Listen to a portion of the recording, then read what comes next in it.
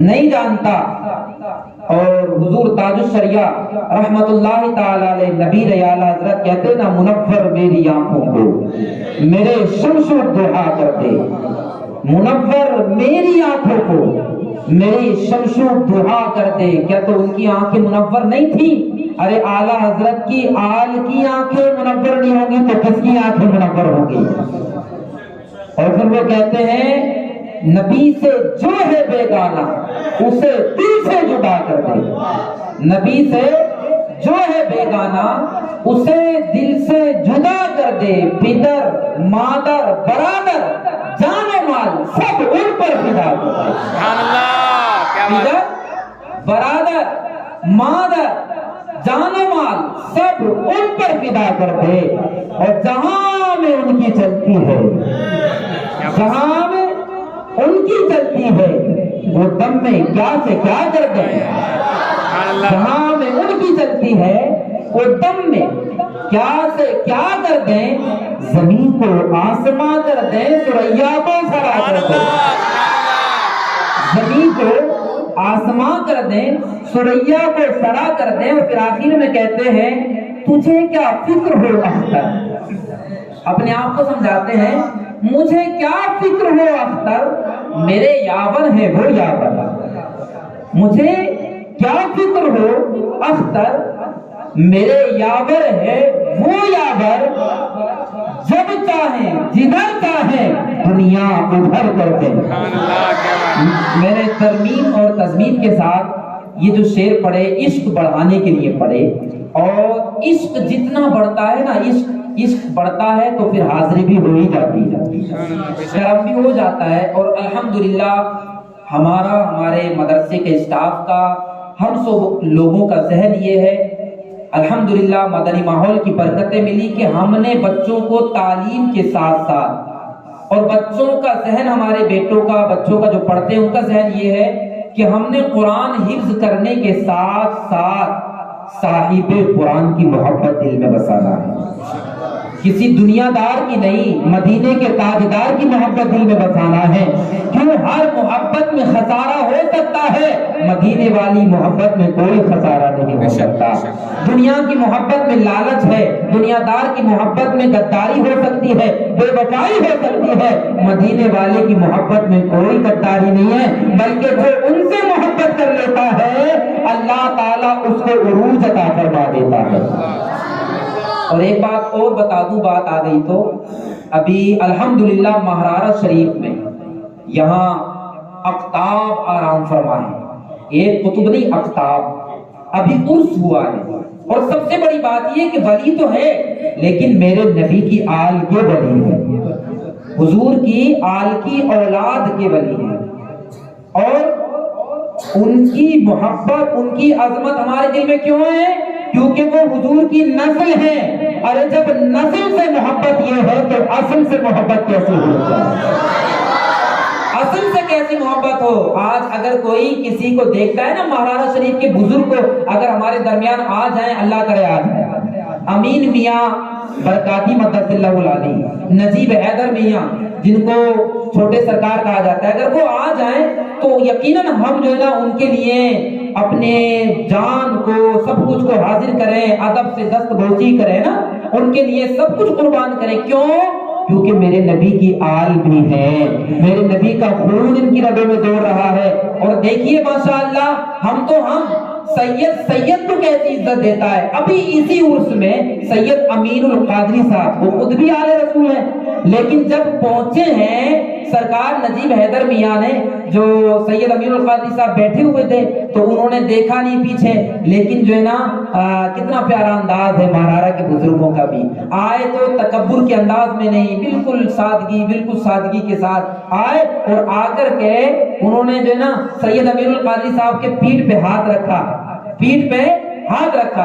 اب اس میں بتانے کا مقصد یہ، اگر کوئی جو بسا اوقات ایسا ہوتا ہے نا آج کل کے دھندے والے پیر، وہ آ کے جو نا وہ سوچیں کہ ہم تو کرسی پہ جا کے بیٹھے، امین القادری خود ملاقات کرے گا، ہے نا، امین القادری خود ہمارے پاس آئے گا، کیوں عمر میں چھوٹا ہے وہ عام آدمی ہے، اس کی کوئی خانقاہ نہیں ہے، ہم تو اس خانقاہ سے وابستہ ہیں۔ وہ چاہتے تو یہ سوچ سکتے تھے نا، ہم تو اس خانقاہ سے وابستہ ہیں جس میں اعلیٰ حضرت جیسے مرید ہوتے ہیں، جس میں احمد رضا آ کر کے بک جاتے ہیں۔ وہ کہتے ہیں نا آل رسول مارر بھی پوچھے گا مولا کہ اے آل رسول کیا لایا تو میں احمد رضا کو پیش کر دوں گا۔ حضرتوں کے حضرت جہاں آگے بکتے ہیں وہ مہرارا ہے۔ لیکن اتنا مزہ آیا مجھے وہ ویڈیو دیکھ کر کے، میں نے سید امیر القادری صاحب کو بھیجا بھی، وہ میں نے ان کو بھیجا، وہ ویڈیو دیکھ کے اتنا دل خوش ہوا کہ وہ آئے اور آ کر کے جو ہے نا سید امیر القادری صاحب کی علامہ کی جو ہے نا پیٹھ پہ ہاتھ رکھا اور اپنی طرف جو ہے نا متوجہ کیا مصافحہ کرنے کے لیے، اپنی طرف متوجہ کیا۔ چاہتے تو وہ جو ہے نا ڈائریکٹلی آ کے بیٹھ جاتے کرسی خطابت پر جو ہے نا ممبر پر جو لگا ہوا تھا، یا یوں آ کر کے بیٹھ جاتے۔ ایک محبت الفت ہے، ایک پیار بھرا انداز ہے۔ اور پھر جو ہے نا سید امیر القادری صاحب نے جیسے ہی دیکھا وہ کھڑے ہو گئے اور کھڑے ہو کر کے جو ہے نا دست بوسی کیا، سبحان اللہ۔ ہاں جو ایک محبت کا پیغام ہے نا، محبت دیکھیں، احترام دیکھیں، ہمیں جو ہے نا اس میں جو ہے نا انہوں نے دست بوسی کی، ہاتھ چوما، اور پھر سرکار نجیب ملت نجیب حیدر میاں جو کہ احسن العلماء کے بیٹے ہیں، سب سے چھوٹے بیٹے ہیں، سب سے چھوٹے بیٹے، ان کے پیروں میں گر گئے، ان کے قدموں کو سید امیر القادری صاحب نے بوسہ دیا۔ اب جب سید امیر القادری صاحب نے بوسہ دیا، یہ کھڑے ہو کر کے اپنی جگہ بیٹھنا چاہتے تھے۔ اب دیکھیں سرکاروں کی محبت، انہوں نے پکڑا اور سید امیر القادری صاحب کی پیشانی کو بوسہ دے دیا، ان کی پیشانی کو چوم لیا۔ اعلیٰ حضرت کہتے تیری نسل پاک میں بچہ بچہ نور کا، تو ہے عین نور، تیرا سب گھرانہ نور کا۔ یہ بھی نور کے گھر کے ہیں، وہ بھی نور ہے، وہ بھی سید، یہ بھی سادات سے، وہ بھی سادات سے، لیکن تکبر بالکل نہیں، غرور بالکل نہیں۔ چاہتے تو سوچتے یہاں سے ان کو خلافت دی گئی ہے، یہ تو عالم نئے ہیں، لیکن محبت بھرا انداز۔ اور یہ ہمیں سکھا گیا کہ جہاں بھی حضور کی بات آتی ہے تو ہمارے سر کے تاج ان کے قدموں میں آ جاتے ہیں، جہاں حضور کی بات آتی ہے تو ہم سب کچھ قربان کر دیتے ہیں۔ تو میں عرض کر رہا تھا کہ ہمیں حضور کے مدینے سے کیوں محبت ہے؟ کیونکہ وہاں حضور آرام فرما رہے ہیں۔ اللہ فرما رہا ہے قرآن میں وَمَا كَانَ اللَّهُ لِيُعَذِّبَهُمْ وَأَنْتَ فِيهِمْ، محبوب جب تک آپ ان کے اندر موجود ہو اللہ اجتماعی عذاب نہیں عطا فرمائے گا۔ اب حضور کی عطا ہے جو اجتماعی عذاب نہیں ہوتا۔ پہلے امت گناہ کرتی تھی، پہلے کی امتوں میں گناہ ہوتے تھے تو کوئی قوم سور بنا دی جاتی، کوئی قوم جو ہے نا بندر بنا دی جاتی ہے نا۔ اب بسا اوقات عوامی پروگرام ہو تو آدمی سوچتا ہے کہ سور کا نام لے لیا تو زبان جو ہے نا 40 دن تک گندی ہو گئی ہے نا۔ تو سوشل میڈیا کے ذریعے بھی اور جو ہے نا سب کے ذریعے سب تک یہ پیغام ہم پہنچا رہے ہیں اپنے یہاں سے کہ کسی جانور کا بھی، خالی سور کا ہی نہیں، میں جان بوجھ کے نام لے رہا ہوں، کسی بھی جانور کا، خالی سور کا نام لینے سے نہیں جانور گندی زبان گندی ہوتی، بلکہ کسی بھی جانور کا نام لے کسی بھی جانور کا زبان گندی نہیں ہوتی ہے۔ کیوں؟ اس کا ذکر تو قرآن میں بھی ہے، وَالدَّمَ وَلَحْمَ الْخِنْزِيرِ، اللہ تعالیٰ فرماتا ہے نا انما حرم علیکم المیتۃ والدم ولحم الخنزیر وما اہل بہ لغیر اللہ، ہم نے حرام کر دیا ہر چیز کو لیکن جس پر اللہ کا غیر اللہ کا نام لیا جائے وہ حرام، اور خنزیر کا یعنی سور کا گوشت اور اس کا خون بھی حرام ہے۔ اب اس سے دو چیزیں پتہ چلی، ایک تو یہ کہ ہمیں یہ جو عوامی خیال ہے کہ اس کا نام لینے سے زبان گندی ہو جاتی ہے 40 دن، یہ نہیں ہوتا، یہ سب جو ہے نا عوامی خیال ہے، اس سے کچھ نہیں ہوتا۔ دوسرا یہ پتا چلا آج کل لوگ جو ہے نا قرآن شریف کو میسج کے طور پر، پیغام کے طور پر، اپنی ہدایت کے طور پہ نہیں پڑھتے، جبکہ قرآن میں خود اللہ فرما رہا ہے کہ قرآن کے نازل کرنے کا مقصد کیا ہے؟ ذالک الکتاب لا ریب فیہ ھدی للمتقین، اللہ فرما رہا ہے یہ بے شک ایسی کتاب ہے اس میں کوئی شک نہیں ہے۔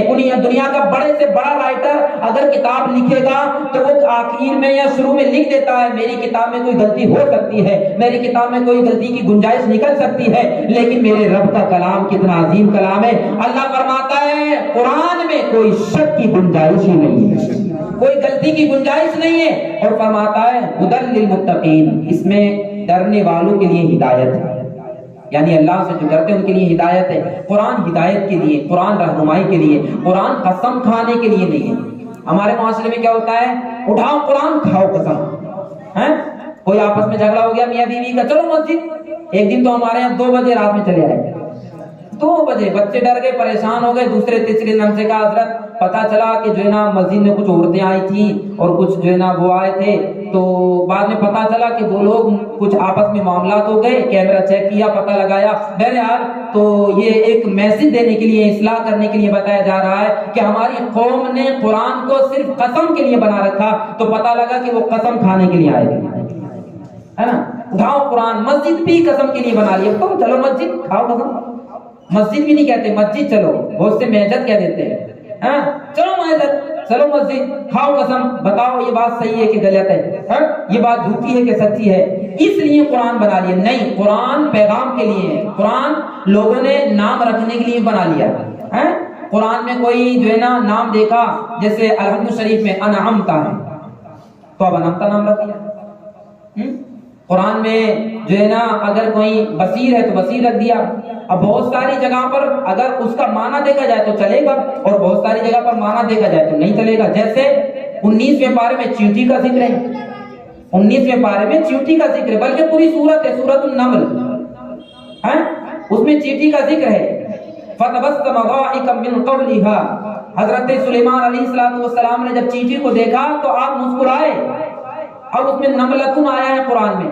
اب ایک جگہ خاتون جو ہے وہ کسی صاحب سے کہنے لگی ہم نے جو ہے نا اپنی بیٹی کا نام نملہ رکھا ہے۔ کیا رکھا ہے؟ نملہ۔ تو کہا اچھا نملہ نام کیوں رکھا ہے؟ بولے ہم نے قرآن سے نکالا ہے، قرآن سے۔ تو بھیا قرآن میں تو خنزیر کا نام بھی ہے،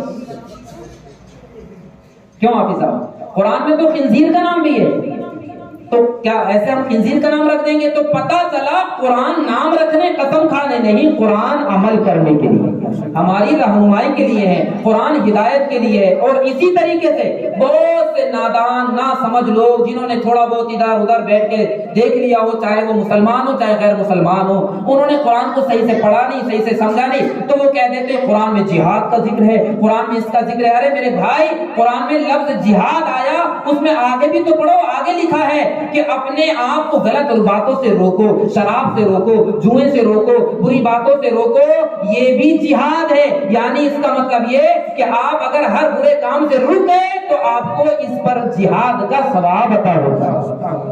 اب لوگوں نے اپنے اپنے انداز میں جس نے جیسا پڑھا اس نے ویسا سمجھا، اور یوں ہی مدینے والے مصطفیٰ کی محبت۔ ہمارے بچے ہیں الحمدللہ، طلبہ ہیں، بہت سے لوگ بچوں کو دیکھتے ہیں کہ یہ رو رہے بچے، بولے کیوں رو رہے ہیں؟ وہ مدینہ شریف کی نعت شریف سن کر کے رو رہے ہیں، مدینے کا ذکر سن کے رو رہے ہیں۔ اچھا مدینہ شریف کا ذکر، تو ان کو تعجب سے محسوس ہوتا ہے، یہ تعجب کی کیا بات ہے، غم روزگار میں تو میرے اشک بہ رہے ہیں ہر دم۔